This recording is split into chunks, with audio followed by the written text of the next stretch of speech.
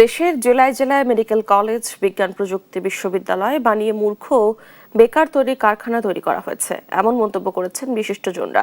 মঙ্গলবার বিকেলে জাতীয় প্রেস ক্লাবে 2026-27 অর্থ বছরের বাজেটে শিক্ষা খাতে বরাদ্দ ও জাতীয় উন্নয়ন শীর্ষক প্রাক বাজেট সংলাপ আয়োজন করে বাংলাদেশ জামাত ইসলামী।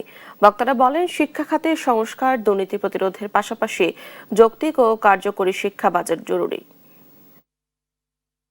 তাই অবস্থা চলছে, এইগুলো চলতে দেওয়া যায় না।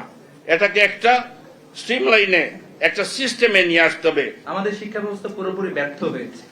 আমাদের শিক্ষা ব্যবস্থা যদি বলি যে দুইটা উদ্দেশ্য জাতি হিসাবে আমরা চাই, এক নম্বর হচ্ছে যে একটা নীতি নৈতিকতা সম্পন্ন মানুষ তৈরি করা। যে জায়গায় আমরা দেখতে পাচ্ছি যে বাংলাদেশ দুর্নীতিতে বারবার সামনের দিকে দেশগুলোর মধ্যেই থাকে।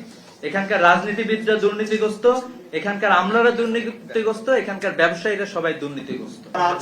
প্রতিটা ক্ষেত্রে ঘুষ এবং দুর্নীতি ছাড়া আমরা এক কদমও চলতে পারছি না।